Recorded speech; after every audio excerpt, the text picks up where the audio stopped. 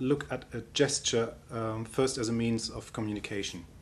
And if we say it's a means of communication, we can imagine that all our communication is reduced to using gestures.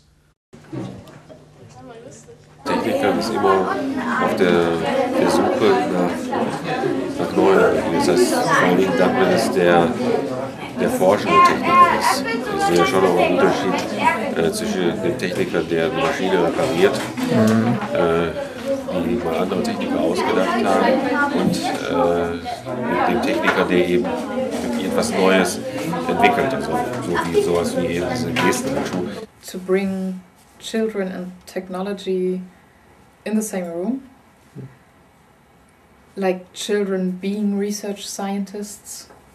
Das heißt, der wird erstmal so gehalten und dann irgendwann muss er mitkriegen, dass eine Geste gemacht worden ist, richtig? Ja, also das so und so der Festlegen. Okay. Ja, was ist eine Geste? Now, if, as I've said, a gesture has to be precise for certain reasons, to grasp in a second what it means and what it tells you to do. Yeah. So you're at the receiving end, and this time if you make a gesture, traffic sign, you're the producing end, and the receiving end would be the technology. Und das war dann halt, dass du dich erkannte Weg. Now, everything I've said was given. Starting point, end, and it was abstract. If I distinctly try to evoke the association that I'm actually holding a cup, probably this is the handle, to actually think of a cup full of hot, cold liquid, say hot tea, for example. I have to imagine the weight, the actual weight of the cup.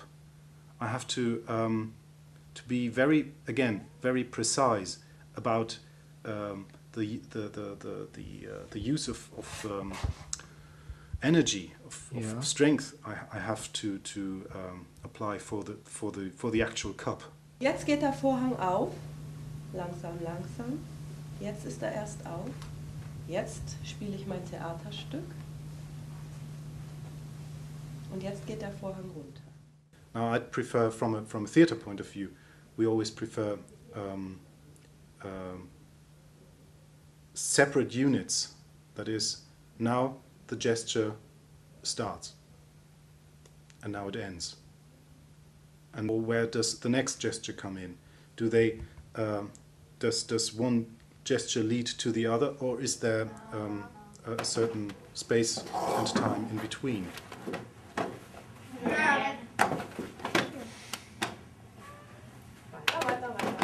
And then you'd have exercises.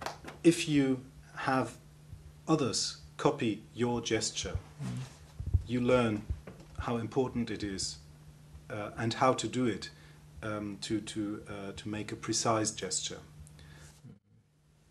Then this gesture moves around the circle. Everybody copies it, and then the second person repeats it, the first gesture, and makes his own or her own second gesture. So the aim would be for the people in the circle to copy these gestures as precisely as possible, which means that if there's a mistake, for example, the arm is not high enough, or it's the wrong arm, the left instead of the right, the others would have to correct the one who's just made the gesture, not using language, but just showing.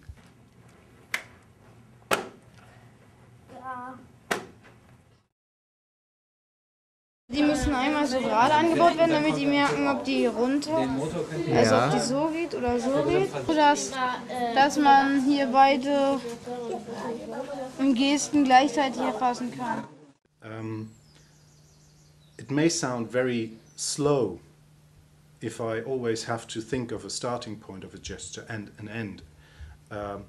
But in the theater, we learn that the audience's perception is much slower than the actual production of speech, of gestures. Now we're entering a paradox, I think. It's much more intuitive than using speech. Because even if you establish a certain gesture language, that is a repertoire of gestures used to control the devices. So it's much more direct. Now, what if I took this meaning, this content away? But these quasi-abstract gestures open up, still open up a whole universe of different associations and applications, I think. Und eine noch hier oben drüber, dann haben wir da zwei Neigungssensoren drin. Die sieht man jetzt nicht, weil wir die überklebt haben, damit die festhalten. Einer ist senkrecht und einer waagerecht.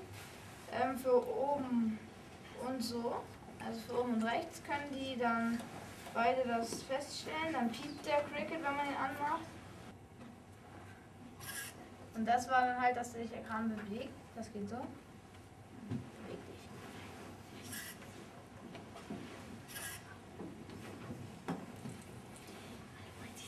Das Ding ist nicht.